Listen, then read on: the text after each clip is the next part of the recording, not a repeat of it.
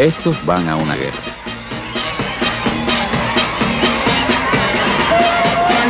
Embarcan hacia Cuba. Los despiden. Su misión, intervenir. Ellos formaron las primeras fuerzas de intervención del imperialismo norteamericano. Los otros, los que le siguieron, fueron estos. A ellos también les gustaban las fotos, salir en los diarios, recibir aplausos. Recibieron los calificativos de héroes, salvadores y sobre todo el de leales amigos de Cuba y de los cubanos.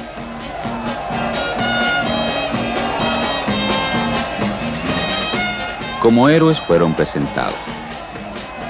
Como héroes quedaron en estas vistas de junio de 1898. Pero una cosa es su película y otra la historia verdadera. Una larga historia que ellos no han contado.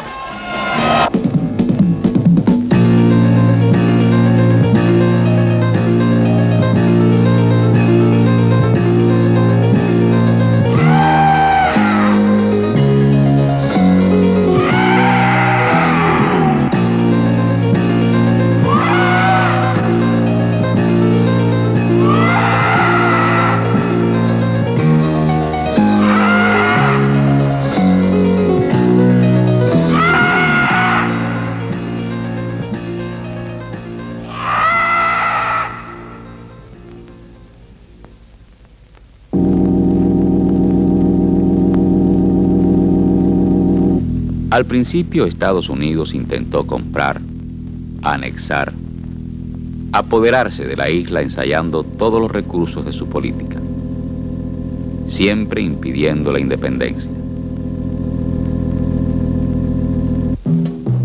Para su desarrollo el imperialismo necesitaba expandirse. Apoderarse de las últimas colonias de España le permitiría salidas para sus capitales en pleno crecimiento, el 80% de sus necesidades de azúcar en las estratégicas posiciones de Cuba, Puerto Rico y Filipinas. Dominar el paso por América, controlar el Pacífico y llegar a las puertas del comercio con China, extendiendo su influencia hacia el Asia.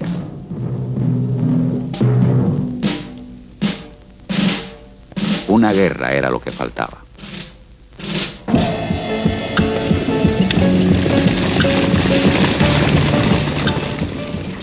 La gesta libertadora reiniciada en Cuba en 1895 había ganado las simpatías del pueblo norteamericano.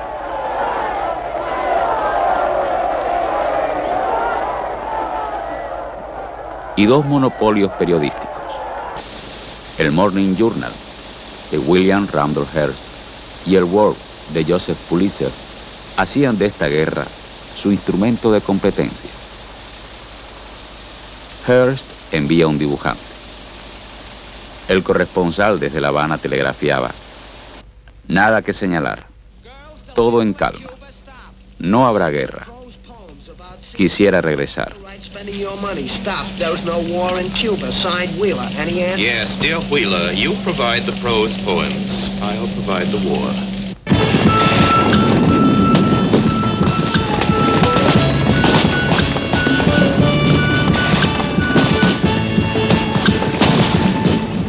España, prácticamente perdida su guerra contra los mambises, decide enviar a la isla al general Valeriano Weyler para detener el avance de los generales Gómez y Maceo, de cuya campaña se decía: es el hecho militar más audaz de la centuria.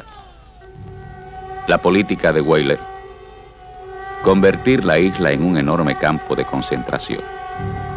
La reconcentración y sus efectos en la opinión norteamericana brindan el primer gran pretexto a los instigadores de la guerra en Estados Unidos. Para la administración McKinley, amenazar con la intervención y presionar para la compra de la isla era la política a seguir. Para Hearst, la demagogia era el arma favorita. asestó un golpe maestro a su adversario del World, explotando el caso de la cubana Evangelina Cosío, encarcelada por los españoles.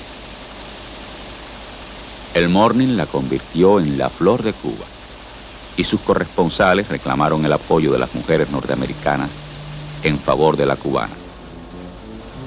Miles de firmas llenaron las columnas del Journal. Firmaron esposas de ministros y personajes importantes, entre ellas la señora madre del presidente McKinley. Un emisario de Hearst llega a La Habana, compra a sus cómplices y consigue la evasión de la flor de Cuba. Su llegada a Nueva York, un verdadero delirio popular.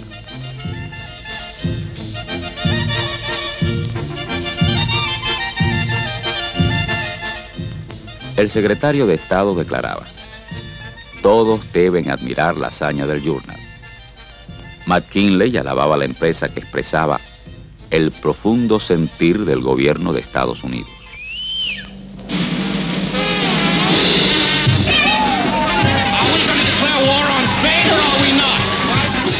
Lo más detestable del periodismo sensacionalista había logrado modelar la opinión pública. Hearst impactaba al público norteamericano y la entrada de Estados Unidos en la guerra de Cuba contra España era más que una posibilidad.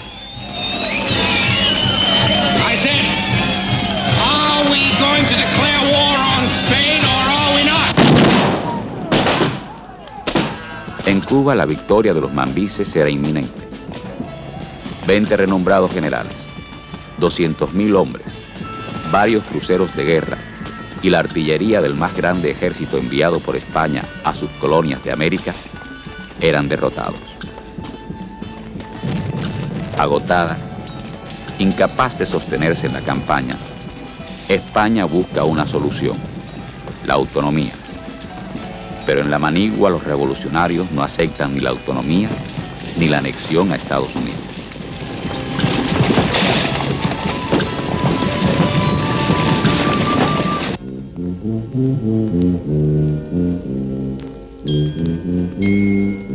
La concesión de la autonomía por parte de la metrópoli provoca la ira de los elementos más reaccionarios de la isla, que crean disturbios, pequeños actos de violencia que son notificados a Washington por Fitzhugh Lee, cónsul en La Habana.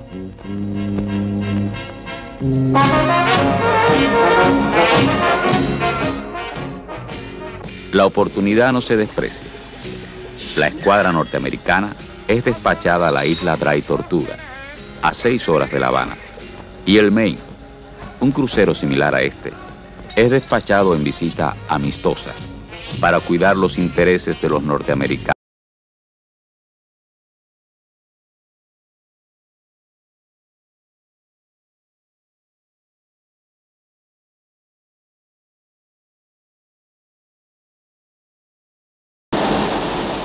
Mientras, una carta del embajador de España en Washington, Dupuy de Lom, a su amigo el político español Canalejas, era publicada por el Journal de Hearst. En la carta se calificaba a McKinley de débil, populachero y politicaste.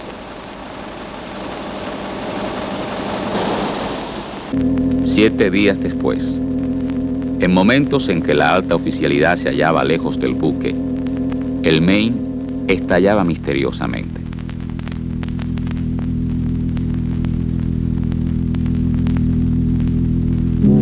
Autoagresión provocada por los interesados en la guerra.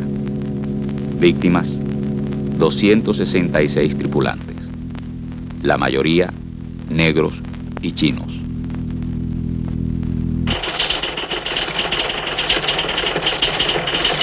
El Journal continuaba su campaña de agitación en favor de la guerra.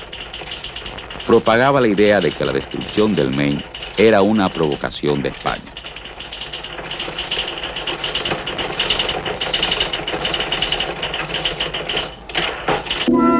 El Congreso aprobaba un presupuesto de $50 millones para gastos de guerra. La histeria belicista iba en aumento.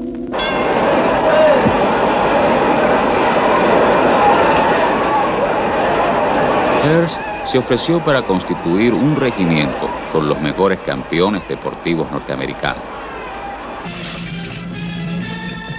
El hermano del famoso bandido Jesse James dirigiría una tropa de cowboys.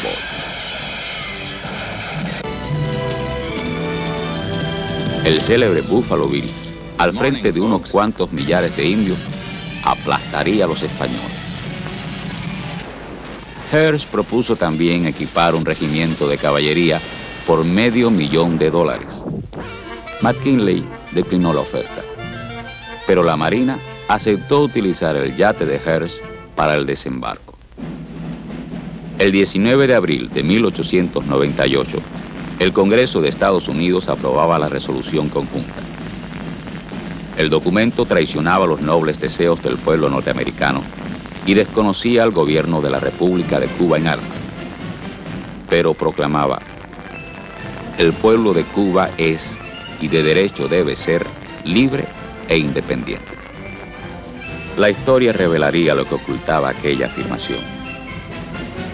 Con la Joint Resolution, Estados Unidos entraba en la guerra, en el momento histórico en que España era derrotada por los mambises y la independencia una realidad inminente. Viví en el monstruo y le conozco las entrañas, y mi onda es la de David. 3 años atrás, el más lúcido pensador del continente había muerto.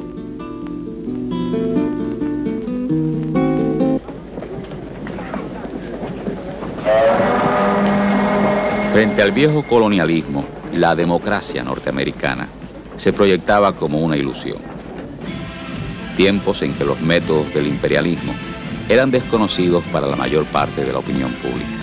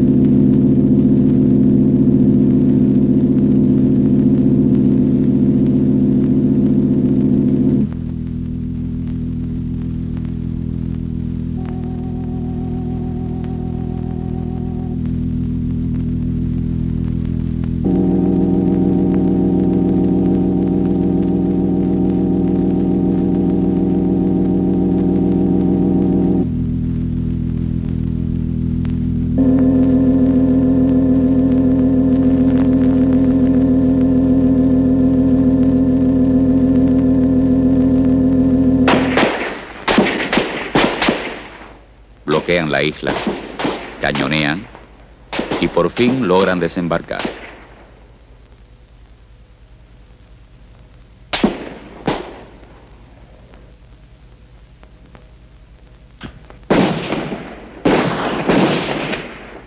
Sus jefes se nombraban Miles,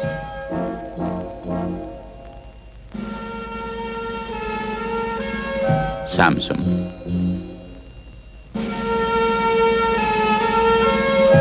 Shafter,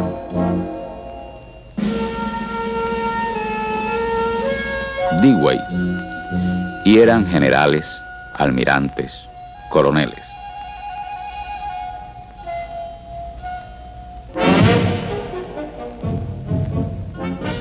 Con ellos un personaje que fue cowboy, jefe de policía, secretario de Marina, guerrerista. Alguien que capitalizó la aventura de desembarcar en Cuba y llegó a presidente.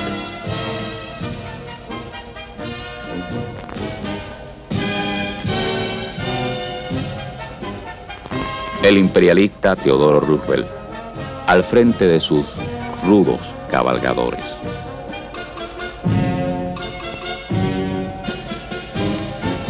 Esos generales y almirantes fueron presentados como los ganadores de la guerra.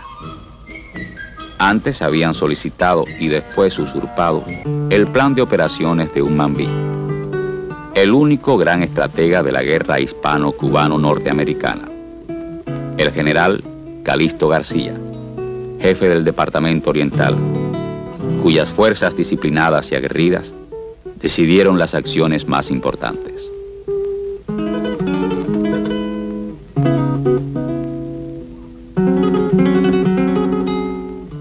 El objetivo principal de la campaña sería Santiago de Cuba. Para ello había que cavar trincheras, hacer fortificaciones, hostigar las fuerzas españolas.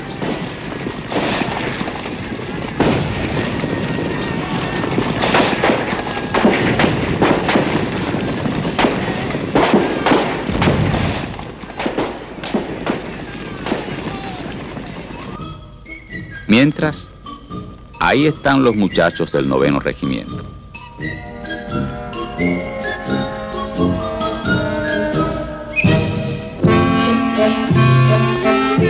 Al general Shafter lo acompañaron 89 corresponsales de prensa. Alguno de ellos tomó estas vistas.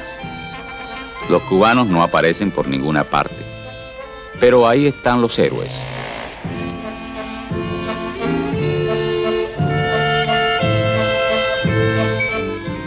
Son los Rough Riders de Teddy Roosevelt y Leonardo Wood, o los voluntarios de Nueva York, vacilantes e improvisados, como su jefe supremo, el señor Shafter.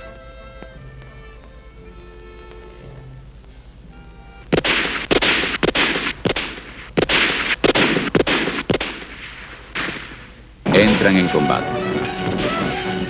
Así reconstruyeron los hechos. En la película son intrépidos, valientes, ondean la bandera de la Unión. Los españoles se repliegan.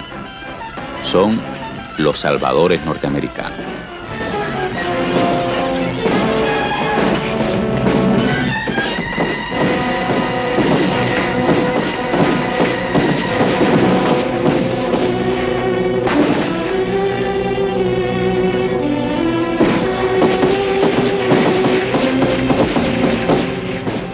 Estas tropas fueron el orgullo de Kansas City. Y este es uno de sus valientes. Vean.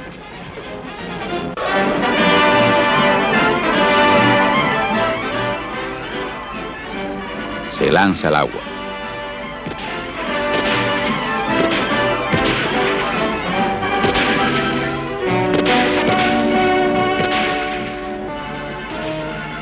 Acerca el bote de sus amigos. Del otro lado disparan los españoles, pero son derrotados.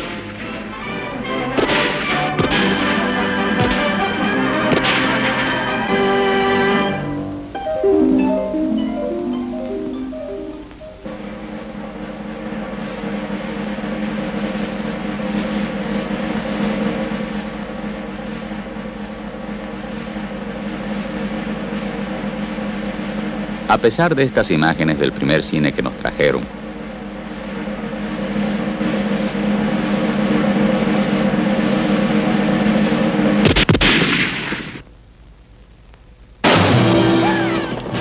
o de estas otras del que hicieron después, en las que Hollywood convierte a una de sus estrellas, Alan Ladd, en el héroe invencible de nuestra guerra libertadora. Grios. What is it? What is this Grios? We have given its name to these patriots. They are misfits, thieves, pickpockets, the dregs of Havana and Santiago. What they are doing for our country now, they once did for themselves. El almirante McGill, de la Marina de Guerra de Estados Unidos, se vio obligado a reconocer ante fuerzas cubanas y norteamericanas en julio de 1898 que los cubanos habían ido a salvarlos del pánico en que se encontraban ellos desde su llegada por los continuos ataques españoles que no los dejaban respirar y que no sabía cómo agradecer bastante en nombre del gobierno de Norteamérica y en el propio a los cubanos que como una bendición del cielo llegaron en los momentos precisos para evitarles un desastre a las fuerzas norteamericanas de desembarco.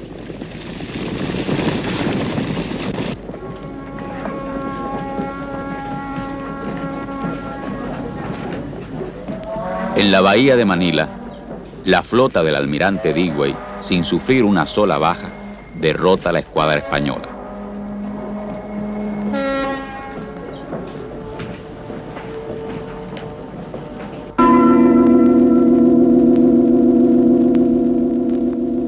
La flota del almirante Cervera es hundida en la bahía de Santiago de Cuba. Así presentaron la batalla, una de las primeras maquetas del cine.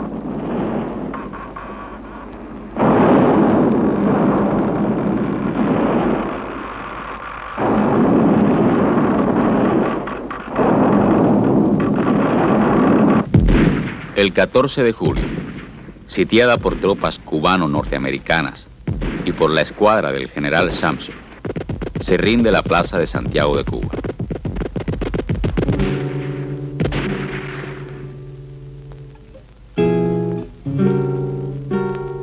Con manifiesta injusticia, era excluido del acto de capitulación el Ejército Libertador Cubano. Después de 30 años de luchas por la independencia, se le impedía la entrada a sus calles y en este lugar no se izaba la bandera de la estrella solitaria, sino la bandera de los Estados Unidos. El 6 de agosto, sin combatir, los norteamericanos ocupan San Juan de Puerto Rico.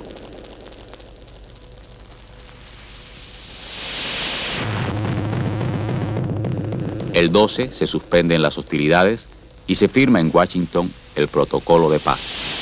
El 13, violando los términos del acuerdo, ocupan Manila con la ayuda de los patriotas filipinos dirigidos por Emilio Aguinaldo. Así, en solo 4 meses, quedaba consumado el verdadero propósito del naciente imperialismo yanqui al intervenir en la guerra de Cuba contra España.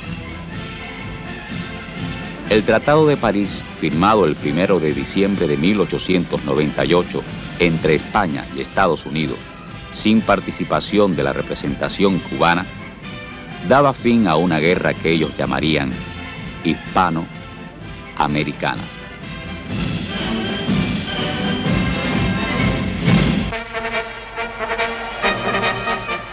Y ahí regresan los héroes, los salvadores, los leales amigos de Cuba y de los cubanos.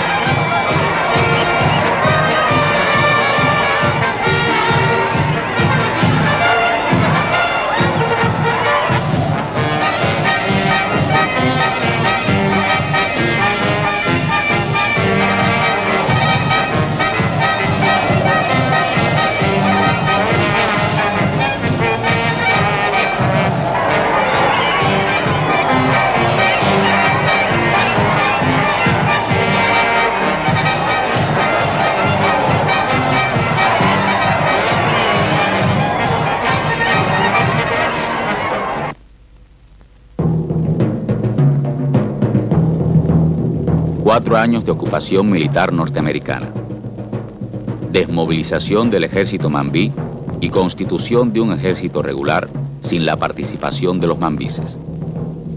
Dependencia de Cuba a Estados Unidos a través de la enmienda Plan. Cesión de un territorio para carboneras que aún ocupa la base naval yanqui de Guantánamo. El inicio de 57 años de república mediatizada.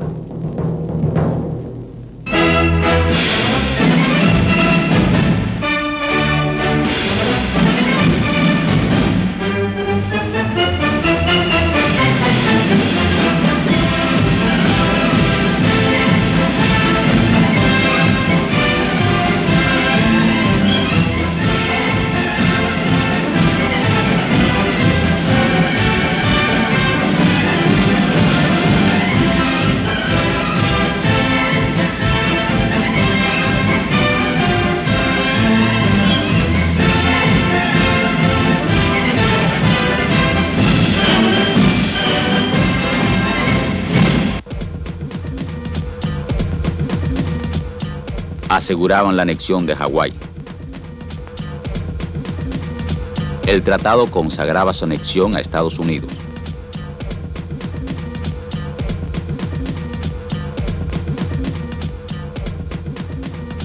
La isla de Guam, en el Pacífico, administrada directamente por el Ministerio de Marina, se convertía en base militar yanqui. Era comprada por $20 millones.